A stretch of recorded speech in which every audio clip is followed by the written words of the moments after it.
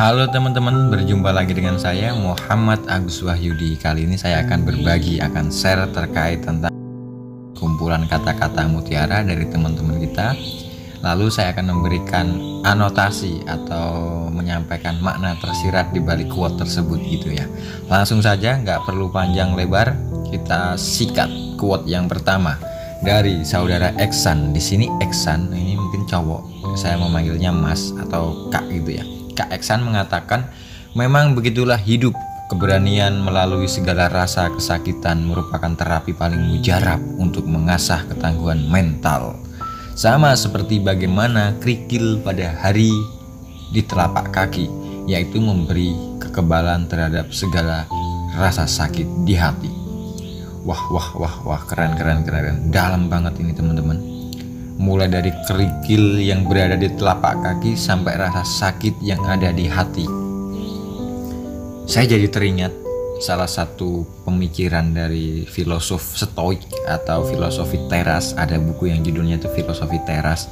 Jadi kaum stoik itu punya anggapan ketika kita akan memperoleh kebahagiaan, kesenangan, salah satunya mungkin ketangguhan mental, kita itu harus melalui hal-hal yang tidak menyenangkan atau hal yang gak enak dalam hidup kita, seperti kemiskinan, keterpurukan, kesakitan, dan hal-hal yang tidak menyenangkan lainnya.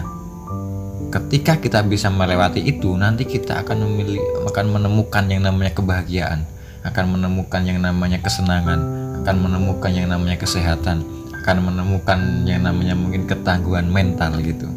Karena kata mereka tuh gini teman-teman, manusia itu nggak akan pernah terlepas dari problem kehidupan. Nah, kembali lagi ke kaum stoik tadi itu, kaum stoik itu punya anggapan gini, kalau memang manusia itu nggak bisa terlepas dari problem kehidupan, solusinya apa? Kita harus bisa mengatasi semua problem kehidupan itu. Ketika kita bisa mengatasinya, kita akan menemukan yang namanya kebahagiaan tadi itu teman-teman. Itu menurutnya kaum stoik ya teman-teman. Jadi kaum stoik itu menerima sepenuhnya terhadap permasalahan hidup. Dan permasalahan hidup harus dilewati, harus dilalui, harus diselesaikan. Ketika kita mampu menyelesaikan, kita akan menemukan yang namanya kebahagiaan. Mungkin itu yang dapat saya sampaikan terkait quote yang disampaikan oleh Kak Eksan. Tentu teman yang lain juga berhak memberikan anotasi yang lain. Ini kan anotasi ini sifatnya subjektif. Oke, next. Yang selanjutnya nomor 2 dari Rahmat Dwi Kurniawan, Kak Rahmat Dwi Kurniawan, yang mengatakan, menyayangi diri sendiri bukan suatu perbuatan yang egois. Jiwa dan raga tak akan sehat apabila tak peduli terhadap diri sendiri. Nah, di sini mengajarkan kepada kita teman-teman ini. Terkadang kalau kita sedang mencintai atau perhatian dengan diri sendiri, memikirkan diri sendiri, itu dibilang egois gitu loh. Apakah benar seperti itu? Kalau menurut saya sih enggak gitu loh. Makanya banyak orang itu yang suka mementingkan hal yang di luar dirinya, entah orang lain atau apa gitu, tapi dia lupa dengan dirinya sendiri, bahwa dirinya itu juga perlu dirawat dan dijaga. Dalam diri kita ini manusia kan ada yang namanya raga, ada yang namanya jiwa. Kalau raga kita sakit, misalnya kita kena paku atau kena pisau gitu, kita akan cepat melakukan penanganan, kita kasih plester atau kita kasih betadine dan sebagainya. Tapi ketika jiwa kita yang tergores, jiwa kita yang terluka, kita itu terkadang acuh dan menganggap itu udahlah gak apa-apa gitu. Nah, padahal kita harus rawat juga. Jangan sampai kita itu terlalu mementingkan yang di luar sampai lupa dengan diri kita sendiri. Oke, empati, simpati itu boleh, tapi jangan sampai empati kalian, simpati kalian itu menyakiti diri kalian sendiri. Jadi tempatkan empati dan simpati pada tempatnya dan secara bijak agar seimbang gitu ya. Mungkin itu Kak Rahmat Dwi Kurniawan. Terima kasih. Next. Yang ketiga, bentar, saya minum dulu. Nah, saya seruput kopinya, nanti kita lanjut. Seger. Yang ketiga dari Kak Salsabila KD. KD, kalau DK itu kan plat nomor Bali ya. Kalau KD itu apa? Krisdayanti, mantan istrinya siapa? Anang Hermansyah. Oke. Mbak Kade di sini mengatakan sesuatu yang tidak terlihat bukan berarti tidak perlu dirawat. Nah, ini match banget dengan apa yang disampaikan Mas Kurniawan tadi. bahwa sesuatu yang tak terlihat itu bukan berarti tidak harus dirawat gitu. Contohnya jiwa kita, mental kita, psikis kita itu kan nggak terlihat, tapi itu berdampak terhadap kondisi fisik kita. Kalau kita mengingat kata siapa itu ilmuwan atau cendekiawan muslim yang bernama Ibnu Miskaweh, itu menawarkan yang namanya teori psikosomatis. Jadi kondisi jiwa seseorang itu akan mempengaruhi kondisi fisik seseorang. Jika kondisi jiwa kita sakit, maka nanti juga akan mempengaruhi kondisi badan kita juga nggak sehat juga gitu. Maka jiwa juga harus dirawat sebagaimana kita merawat badan. Bagaimana merawat jiwa? Kita peka terhadap diri kita sendiri gitu loh. Ada kalanya kita itu harus menuruti apa kata hati. Itu bagian dari merawat jiwa. Untuk peka terhadap jiwa, sesuatu yang tidak terlihat kan nggak nampak kan, jiwa itu seperti apa? Coba kalian jelaskan. Warnanya apa? Bentuknya seperti apa? Nggak terlihat tapi ada gitu. Gejala-gejalanya ada. Kok bisa ada? Ya ini dari sikap kita, omongan kita, perilaku kita, itu bagian dari gejala-gejala adanya jiwa dalam tubuh kita. Gitu kakak. Next, yang keempat sekarang dari Kak Hasanah. Ini mbak ya, perempuan kayaknya Mbak Hasanah, yang mengatakan pensugesti terbaik adalah dirimu sendiri. Saat jiwamu rapuh, hati ditikam, perasaan tak beraturan, sugestikan bahwa dirimu mampu mengatasinya. Keren, sangat keren ini. Setuju. Ini cara pandangnya itu optimis gitu ya, optimis. Jadi dalam kondisi terpuruk pun kita harus tetap optimis bahwa keterpurukan itu sifatnya nggak abadi. Nanti kita akan mengatasinya, akan menemukan hikmah di balik semua itu. Nah, ketika kita sedang dilanda permasalahan seperti jiwanya rapuh, hatinya ditikam, perasaan gak menentu, katakanlah pada diri kita, kita bisa mengatasinya. Kita punya Allah untuk tempat berdoa. Nanti kita akan lebih mudah atau lebih nyaman, enjoy, tidak gampang stres ketika dihadapkan dengan hal-hal yang sifatnya negatif itu. Jadi gitu kakak ya, terima kasih. Next, yang kelima sekarang dari Kak Novi Laila Putri, yang mengatakan pikiran negatif menghasilkan perasaan, perilaku, dan dampak yang negatif serta membuat Anda selalu khawatir. Oke, nice. Saya sangat setuju dengan hal ini. Memang kondisi pikiran itu akan mempengaruhi diri kita. Ada yang mengungkapkan pikiran itu bisa merubah segala-galanya. Itu sifatnya apa ya, simbolik, bahwa untuk mengatakan bahwa pikiran itu punya power yang besar gitu loh. Kalau kita merujuk pada hukum law atau law of attraction, hukum tarik menarik semesta, pikiran itu punya power yang luar biasa. Jadi apa yang kita pikirkan itu akan menarik sesuatu yang kita pikirkan itu. Alam semesta akan merespon. Bahkan responnya itu lebih besar dari apa yang kita pikirkan.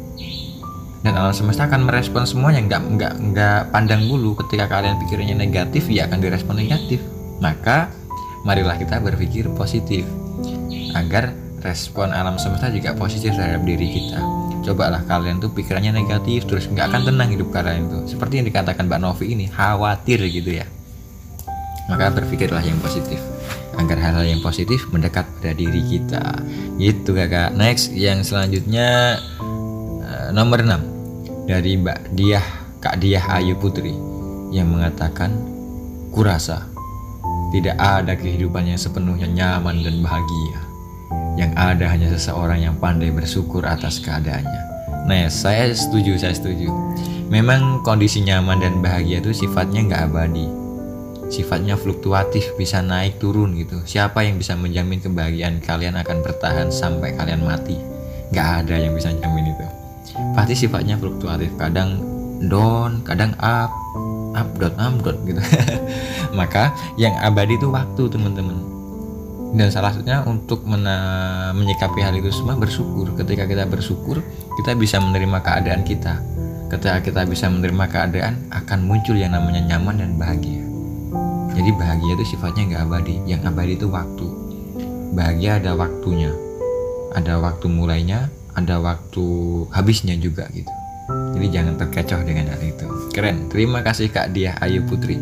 Next, yang ke-7 dari Mbak Desla Ayu ini apa ya? Agus yang mengatakan Banyak orang bilang usaha tidak akan mengkhianati hasil, maka teruslah berusaha, bekerja keras, selalu berpikir positif, terus mencari pengalaman dan jangan pernah iri dengan keberhasilan orang lain. Dan yakinlah kita juga bisa seperti mereka, tetap usaha, berdoa dan selalu positive thinking. Oke, bagus. Namun sebelum saya berikan anotasi, saya seruput kopi saya dulu. Segar teman-teman. Baik. Memang iya, ada pepatah yang mengatakan usaha itu tidak akan mengkhianati hasil. Maka dari itu kita harus rajin berusaha, bekerja keras, selalu berpikir positif. Namun jangan lupa iringi dengan yang namanya doa. Poinnya doa adalah kita menyerahkan semuanya kepada Allah gitu. Nah, saya juga tertarik dengan istilah ini. Jangan pernah iri dengan keberhasilan orang lain. Iya teman-teman, ini fenomena ini sering kita temui. Terkadang bahkan kita sendirilah, kita tuh iri terhadap teman kita lah, misal atau tetangga kita yang memperoleh keberhasilan ataupun kesuksesan gitu. Nah, manfaatnya kita iri itu apa gitu loh? Apakah ketika kita iri, tetangga kita yang sukses itu akan jadi bangkrut? Apakah kalau kita iri, tetangga kita yang berhasil itu akan gulung tikar? Enggak kan? Jadi itu hanya menyiksa diri kita sendiri. Kalau saya bisa mengibaratkan tuh kayak gini. Iri itu adalah penyakit jiwa, sampah lah gitu. Ketika kita menyimpan rasa iri dalam hati, itu bagaikan kita menyimpan sampah dalam kamar tidur kita. Enak gak kira-kira itu? Iri kalian tuh gak akan merubah keadaan sekitar, keadaan teman kalian, tetangga kalian yang sukses gitu loh. Dia tetap sukses, dia tetap berhasil. Tapi kalian malah merasa iri. Ketika iri itu kalian akan terpuruk nanti gitu. Karena menyimpan sampah-sampah tadi itu dalam diri kalian. Makanya caranya apa? Kita ikut merasakan senang. Kalau tidak bisa ikut merasakan senang ya sudahlah gitu aja. Tapi lebih baiknya kita ikut senang terkait keberhasilan, kesuksesan yang diperoleh oleh teman ataupun tetangga kita. Ketika kita merasakan senang, maka suatu saat keberhasilan dan kesuksesan itu pun juga akan datang pada diri kalian. Meskipun dengan modelnya yang berbeda, karena memang keberhasilan seseorang itu nggak semuanya sama, macam-macam gitu loh. Oke, itu mungkin Mbak Desla. Ayo, terima kasih. Next, dari Kakak Ardi Alvino yang mengatakan setiap manusia pasti pernah merasakan luka. Dengannya kita sadar bahwa hidup tidak segalanya menyenangkan. Dengan introspeksi, evaluasi diri, dan mengambil sisi positifnya, kita dapat menyembuhkan luka tersebut dan lebih bijak untuk menjalani hidup ke depan dengan lebih baik. Memang penerimaan itu penting. Kita harus bisa menerima dengan segala kondisi kita, entah dalam kondisi yang tidak menyenangkan maupun kondisi yang menyenangkan. Ketika kita bisa menerima hal itu, kita akan lebih mudah menjalani kehidupan. Keren ini Mas Ardi Alvino, sudah cukup jelas ya. Jadi anotasinya nggak perlu panjang kali lebar. Mungkin itu anotasi dari saya terkait quote-quote yang disampaikan teman-teman. Yang lainnya belum sempat saya bacakan, namun tetap akan saya ulas. Oke, terima kasih. Semoga bermanfaat dan memberi motivasi pada kalian semua. Love you.